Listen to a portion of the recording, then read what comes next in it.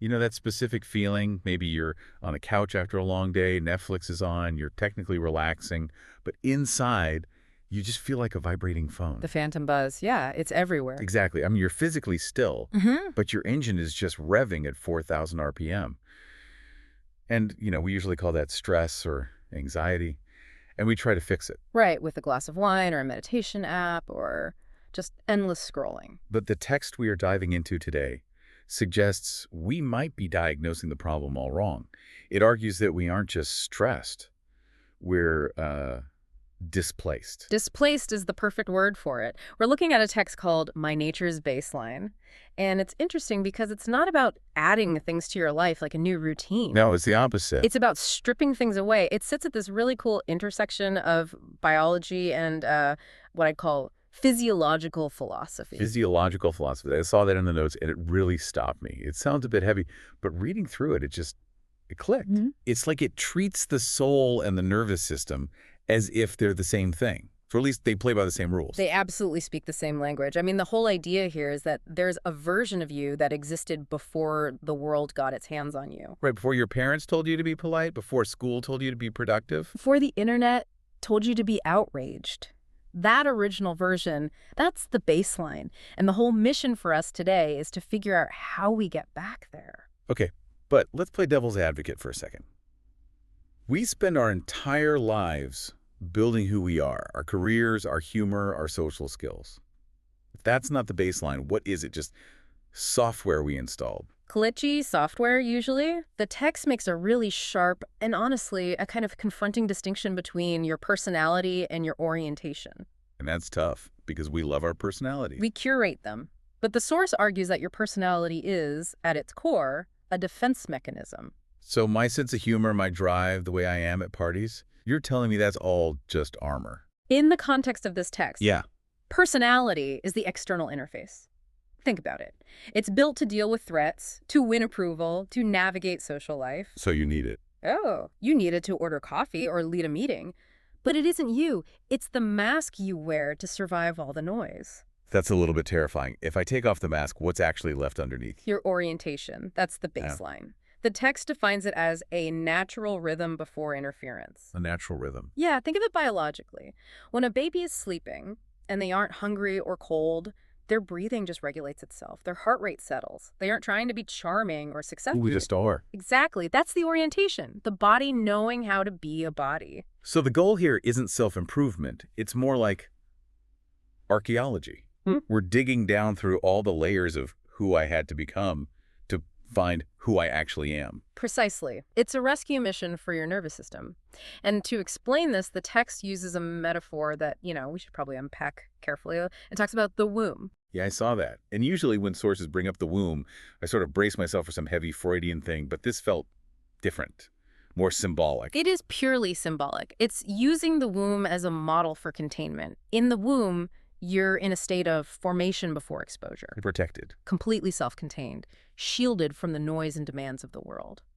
The source says, all love and life originate in the womb symbolically and biologically. It represents this state of total safety where you can just form. But we can't exactly crawl back into one. So how does a grown adult with bills and emails apply this concept of formation before exposure? We apply it by seeking coherence. That's a key term. When we're operating from our personality, that anxious, performing self-face, we're fragmented. Thinking one thing, feeling another, saying a third thing? Right. That's incoherence. Returning to the womb state, or the baseline, means aligning those things again. Getting back to a place where your internal world isn't being shattered by the external one. It's like when your computer has way too many tabs open and the fan starts going crazy. That's incoherence. And returning to baseline is just closing the tabs so the operating system can actually do its job. And realizing that the operating system, your baseline, already knows what to do. It just needs you to stop interrupting it all the time. Which brings us to the how. Because the text pivots to a concept that, honestly, I thought I understood. Intake. I saw the word and thought, okay, here comes the part where they tell me to drink celery juice. It's always celery juice. It's always celery juice. Yeah. But the source throws this huge curveball. It says, do not settle on food without settling within. And that just stopped me. It implies that what we eat matters less than how we are when we're eating it. It completely redefines consumption. We think of intake as physical calories, nutrients. But this text argues that what you consume shapes state. Right. And we are consuming things all day that have 0 calories but are totally toxic to our baseline. False intakes, that's the phrase it uses. Right. And that list of false intakes was brutal. I read it and I felt personally attacked. The big one for me was artificial urgency. That's the killer. That is the defining false intake of the modern world. It's that feeling that if I don't answer this email in 5 minutes, the world is going to end. Or if I'm not constantly productive, I'm falling behind. And here's why that destroys your baseline. Biologically, your body doesn't know the difference between an angry email and, a tiger in the bushes. It's the same threat response. Exactly. When you consume artificial urgency, your body dumps cortisol into your system. It prepares for fight or flight. You are swallowing urgency. You're metabolizing it into anxiety. So we are literally eating anxiety for breakfast. And then we wonder why we have emotional indigestion. And we do it with distorted narratives, too. That's another one. Think about it. You scroll through social media, you see these curated lives, or you listen to gossip. Yeah. You're consuming a narrative. You're taking that story into your system. And just like eating bad food makes you physically sick, consuming distorted narratives makes your baseline sick. It dysregulates you. That puts such a different spin on the idea of a diet. It's not just what's on your fork. It's what's on the screen, what's in the conversation. It's everything you let inside your perimeter. So if those are the toxins, urgency, noise, overstimulation, what's the antidote? The text lists natural intakes, but to be honest, they sound almost boring. Like what? Breath, water, rest, silence, simple nourishment. They're boring to the personality because the personality wants drama. It wants some complex biohacking routine. The baseline just wants silence. It wants oxygen. The rule is simple. Close to home base means returning to what regulates you. It's the difference between entertainment and nourishment. Exactly. And that's the test.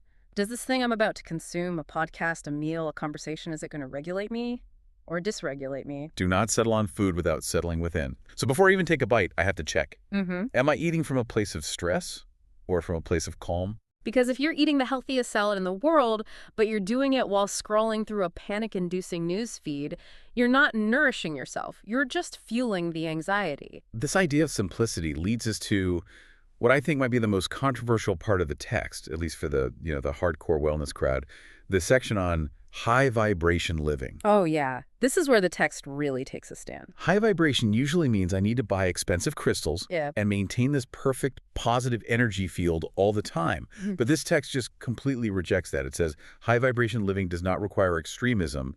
It requires proportion. This is addressing the trap of purity. And you see this everywhere. People get obsessed with being clean. Fully. They obsess over toxins, the perfect diet, good vibes only. But the source says that obsession is itself the disruption. The body thrives on balance, not purity obsession. It makes me think of that ancient Greek motto, nothing too much. The Delphic maxim, that's it exactly. If you are stressing yourself out trying to be perfectly healthy, you are not healthy. You're just dysregulated. There's a line about food choices. It says they should be guided by body response, not ideology. That's such a subtle but huge distinction. It's massive. Ideology is all in your head. Ideology is, I read a blog post that says carbs are evil, so I won't eat them, even though I feel miserable and cold. Right. Body response is, I just ate this, and now I feel grounded and warm and energized. Ideology is just more noise. Body response is the baseline actually speaking to you. It even talks about substances like caffeine, herbs, that sort of thing. It doesn't say don't do them. No, it's not a temperance trap. It acknowledges they can amplify perception, but... and this is the critical part. It says, baseline must remain sovereign. Sovereign. That's a powerful word. It implies who's in charge. It's all about who is in charge. If you need the coffee to function, the coffee is the sovereign, not you. If you need the wine to unwind, the wine is sovereign. The baseline has to be the one holding the reins. It calls for substance without dependency. So it's about using them as tools, not as crutches, to prop up a life that isn't sustainable. Exactly. If you can't find your baseline without a chemical assist, you aren't at your baseline. You're just being propped up. This concept of sovereignty seems to bridge us into the philosophy of nature in the text. And I have to admit, I've always been a go out and touch grass person. I see nature as a place to go to visit. But the source says I'm looking at it all wrong. Well, it says, Mother Nature is not external. Mother Nature is internal source. which sounds lovely and poetic, but what does that actually mean? I'm sitting in a recording booth. I'm not a tree. You're not a tree, but you are an ecosystem. This is that physiological philosophy part. Think about how a forest works. It has seasons, it has cycles of growth, and crucially, cycles of And it decay. has limits. Yes, limits. A forest doesn't try to bloom all year round. It knows it needs winter. It needs to be dormant. But we, living in our artificial urgency, we try to force an eternal summer. We want to be in high production mode 365 days a year. And that violates our internal nature. We act like machines that can run 2047, but we're biology. We need winter. And when you ignore that, it causes an ecological collapse inside your body. That's what burnout is. It isn't just being tired.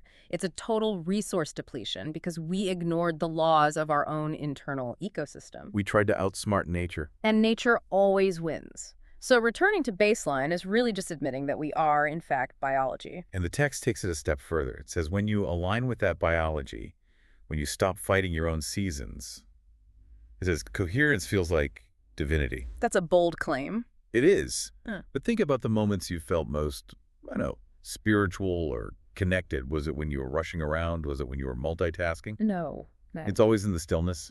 It's always when the noise stops. That's the baseline. Closest to internal source is closest to coherence. The text is suggesting that godliness isn't about ascending out of your body. It's about descending into your body and getting it regulated. Now we have to talk about the language here. It uses the term goddessliness.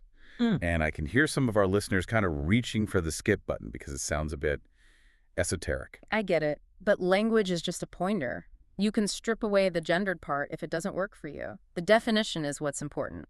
Which is? The text defines goddessliness not as being powerful or superior, but as alignment with origin. And crucially, it talks about being self-sourced. Self-sourced. That phrase really stuck with me. It's the antidote to both narcissism and codependency. If you're self-sourced, you aren't plugging into other people to get your energy. You aren't plugging into your job to get your value. You generate it from your internal baseline. The text describes this state as being alone, but not lonely. It says, a goddess is alone in the sense of self-contained. Right. And self-contained means you are a complete circuit. You aren't leaking energy, and you aren't desperately trying to suck energy from the room. You're whole. And because you are whole, you can handle the full spectrum of reality. This is another place where the text really breaks from that positive vibes only stuff. It embraces the dark. Yes. Darkness belongs to her as much as light. In the wellness world, we usually try to banish the dark. We want to fix sadness, cure fatigue, hide our shadow. We treat darkness like it's a mistake. But the Sorce says darkness is integration. Darkness is restoration. Think about it biologically again. You cannot heal without sleep. You can't grow without dark soil. You can't have restoration without darkness. So by rejecting our dark emotions, our sadness, our need for rest, we are actually preventing our own healing. You're trying to have a day with 24 hours of sunlight. That's a desert. Nothing grows there. And light isn't just happiness either. The text defines it as expression, warmth, direction. So you need both. You need the darkness to rest, to integrate, to go deep. And you need the light to express, to act, to move forward. The text says, neither is rejected, both are embodied. That is the divine natural baseline. It's the whole climate system working together. And the result of that balance isn't excitement. It's not euphoria. The word the text lands on is steadiness. Steadiness. That is the ultimate goal. It is. It's funny, we spend so much time and energy chasing highs, high performance, high joy. But the text says the ultimate state is just steady. Because steadiness is sustainable, highs are not. Urgency isn't sustainable. But steadiness, that's the rhythm of the earth. And this brings us to the final promise of the text. Which completely flips the script on how we try to organize our lives. It says, home base is not outside you. It is within. And from there, life organizes naturally. From there, life organizes naturally. That is a very hard pill to swallow for control freaks like me. I want to organize my life so that I can feel better inside. I want to fix the job, the house, the relationship, get the inbox to 0, and then I'll allow myself to feel steady. That's the outside-in approach. We all do it, and it never works. Because the moment you fix the house, the car breaks. You're constantly patching leaks on the Titanic. So what's the alternative? The inside-out approach. You regulate the baseline first. You find that steadiness within all the chaos.